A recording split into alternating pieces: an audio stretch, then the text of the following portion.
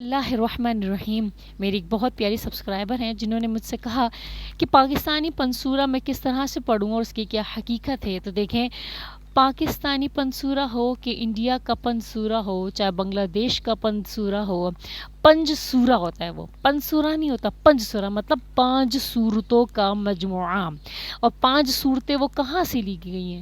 وہ قرآن پاک سے لی گئی ہیں. بات سمجھ آ رہی ہے میری آپ کو؟ آپ حقیقت کو سمجھو. جو قرآن پاک سے لی گئی ہیں وہ 5 صورتیں ایک کتاب میں اتار دی گئی ہیں. ٹھیک ہے، اب سوال یہ پیدا ہوتا ہے کہ اس کے ساتھ ساتھ کیا کیا چیزیں منقول ہیں. کچھ درود شریف ہیں، جو درود شریف ہمیں احادیث سے ملتے ہیں، وہ تو ٹھیک ہے، لیکن اس کے ساتھ ساتھ کچھ درود شریف ایسے ہیں جن کو کہا گیا ہے کہ یہ پڑھو تو ایسا ہوگا، یہ پڑھو تو ویسا ہوگا. اور ترجمے بھی کچھ شرکی الفاظ ہیں کہ اے اللہ کے رسول آپ ہمیں شفا دیجئے، آپ ہمیں غم سے نکالیے. یہ سارے شرکی الفاظ ہیں.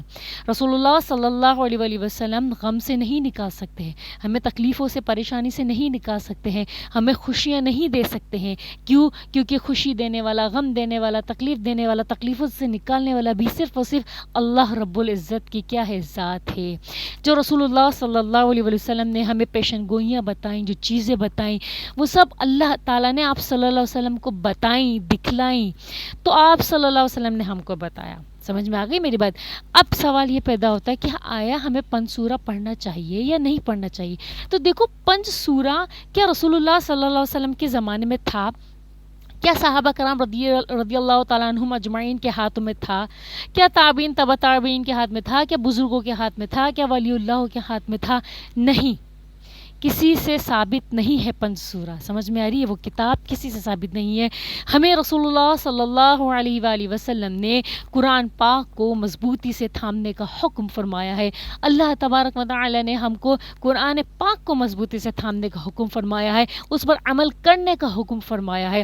حدیثوں پر ہمیں حکم کرنے پر عمل کرنے کا حکم فرمایا ہے. جو رسول اللہ صلی اللہ علیہ وآلہ وسلم کی طرف سے ہمیں حکم ہوا ہے، جو ہمیں باتیں بتلائی گئی ہیں، جو اللہ تعالیٰ کی طرف سے رسول اللہ صلی اللہ علیہ وآلہ وسلم کو بتلایا گیا ہے، دکھلایا گیا ہے، جنت و جہنم کی حقیقت بتائی گئی ہے، اس پر چلنے کا حق ہمیں حکم ہے. یعنی کہ ایک قرآن پاک اور حدیث مبارکہ، ان دونوں کو مضبوطی سے تھام کر ان پر عمل کرنے سے ہی ہمیں جنت ملے گی انشاءاللہ عز وجل.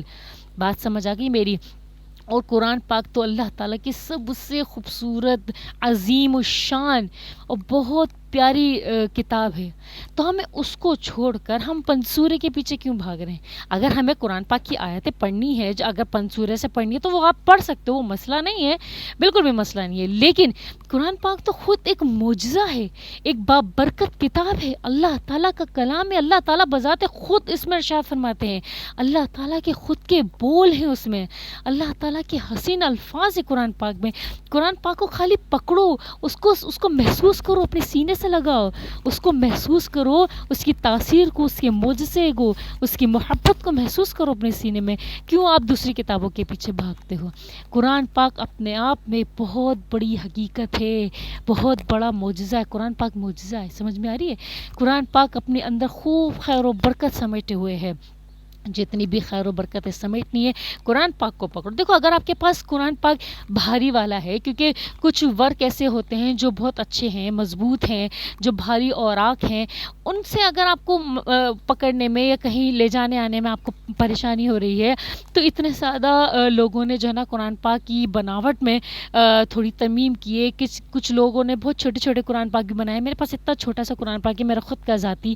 گھر میں اور بھی قرآن پاک ہے، لیکن کئی سالوں سے میں ایک چھوٹا سا قرآن پاک ہے جس کو میں پڑھتی آ رہی ہوں، وہ میرے ہاتھ میں ہے.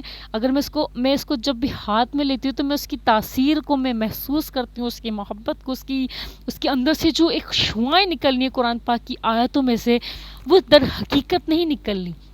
لیکن جب آپ قرآن پاک کھولو نا، جو آپ روز مرہ جو آپ کے پاس کئی سالوں سے ہو، جو اپنے سینے سے لگا کے رکھتی ہو، آپ ہمیشہ اسی قرآن میں سے پڑھتے ہو، ایک عادت بن جاتی ہے نا. میری اس قرآن پاک میں پڑھنے کی عادت ہے. اس کے علاوہ میں دوسرے قرآن پاک میں پڑھتی ہوں تو آہستہ آہستہ آرام سے پڑھتی ہوں، ترتیب دیتی ہوں صفوں کی. لیکن جو میرا قرآن پاک ہے، جو خود کا جو میں پڑھتی ہوں، اس میں مجھے معلوم ہے کہ مجھے کون سے صفحے پہ پڑھنا ہے، کون سا صفحہ آگے کرنا ہے، کس طرح سے پڑھنا ہے. وہ میرے ہاتھ کی مطلب میرے ہاتھوں میں بیٹھا ہوا ہے. سمجھ میں آ گئی میری بات. سب کی اپنی اپنی ایک عادت ہوتی ہے, تو میری وہ عادت ہے اس قرآن پاک کو اپنے پاس رکھنے کی, وہ میں اپنے پاس رکھتی ہوں. اور وہ مجھے تحفہ ملا تھا میرے خالوں کی طرف سے. اللہ تعالیٰ ان کو جنت الفردوس میں جگہ عطا فرمائے. ان کا انتقال ہو چکا ہے.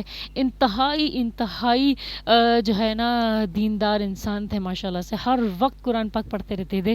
تو انہوں نے ایک قرآن پاک تحفے میں دیا تھا کئی سالوں پہلے, جب میں شاید عالمہ کا کورس کر رہی تھی یا کر چکی تھی, تب انہوں نے جو ہے نا مجھے ایک چھوٹا سا قرآن پاک تحفے میں دیا تھا. تب سے ابھی تک وہ میرے پاس ہے, اس کی میں کور چینج کرتی رہتی ہوں.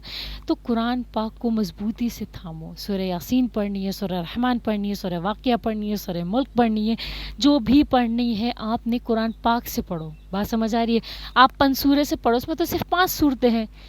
حقیقت تو یہ ہے کہ قرآن پاک کی آیتیں کہیں پہ بھی لکھی ہے وہ تو معجزہ رہیں گی, وہ تو شفا رہے گی. لیکن جو قرآن پاک, پورا قرآن پاک آپ کے پاس ہوگا, وہ آپ اپنے پاس رکھو گے صرف اور صرف اس نیت سے بھی کہ یہ میرے رب کا کلام ہے, یہ میرے پیارے میرے سونے رب کا کلام ہے. آپ محبت دو گے نا, آپ اللہ کو محبت دو گے تو اللہ پاک دوڑ کے آئے گا آپ کے پاس. سمجھ میں آ گئی میری بات؟ تو قرآن پاک کو مضبوطی سے تھامو, قرآن پاک کو مضبوطی کے ساتھ پکڑو, پنسورے کے پیچھے مت بھاگو. اس میں کچھ درود شریف ایسے بھی ہیں جو شرکی الفاظ ہیں اس کے اندر, تو اس سے کیا ہوگا, آپ نادانی میں, معصومیت میں وہ درود شریف آپ پڑھ لو گے, اس سے کیا ہوگا, آپ نادانی میں شرک کر بیٹھو گے. اور شرک کی کیا ہے, معافی نہیں ہے. ٹھیک ہے, شرک کی معافی نہیں ہے, چونکہ آپ نادانی میں کرو. آپ پر لازم ہے کہ آپ علم حاصل کرو. جب آپ علم حاصل کر لو گے اور آپ کو پتہ چل جائے گا جو کہ میں آپ کو بتا رہی ہوں, تو پھر آپ پہ اور بھی زیادہ گناہ ہوگا. اور اگر آپ علم حاصل کرنے کی فراق میں نہیں نکل رہے کہ آیا پنسورا پڑھنا حقیقت ہے, حقیقت سے ثابت ہے یا نہیں, یہ جائز ہے یا ناجائز ہے, تو اس میں کیا ہوگا نا, اگر آپ یہ علم حاصل نہیں کرو گے نا, آپ پر اور بھی زیادہ گناہ پڑے گا. سمجھ میں آ گئی میری بات؟ تو سیدھی سی بات ہے, قرآن پاک کو اور حدیث مبارکہ کو آپ نے مضبوطی سے پکڑنا ہے, مضبوطی سے تھامنا ہے. جو چیز ہمیں سمجھ نہیں آ رہی, جو چیز ہمیں پیچیدہ اور لگ رہی ہے, ہم نے مفتی کرام سے پوچھنا ہے, عالموں سے پوچھنا ہے. سب سے بڑی بات, جو بہت بڑے بڑے مسئلے ہوتے ہیں جیسے وراثت کے مسئلے ہوتے ہیں جو بہت پیچیدہ ہوتے ہیں, وہ ہمیں مفتیوں سے معلوم کرنا چاہیے. ٹھیک ہے, تو امید کرتی ہوں آپ کو میری بات اچھے سے سمجھ میں آئی ہو. اور میرے آپ سے صرف یہی التجا ہے, یہی آرزو ہے کہ پنسورہ کے پیچھے نہیں بھاگنا. ٹھیک ہے, قرآن پاک کو لو, چھوٹا قرآن پاک لو, اس میں ساری صورتیں پڑھو, چاہے سورہ یاسین پڑھو, جو بھی صورت, یا پھر آپ کتاب کھول کے ایسے بھی پڑھو گے نا, بس جو بھی سامنے آیتیں نظر آ رہی ہیں, جو پیج نظر آ رہا ہے اس کو پڑھو, اس کے نیچے ترجمہ پڑھو. دیکھو آپ کو کتنا سکون ملے گا, کتنی خوشی ملے گی انشاءاللہ عز و جل. دعا میں یاد رکھیے گا. جزاکم اللہ خیرا, احسن الجزاء فی الدارین.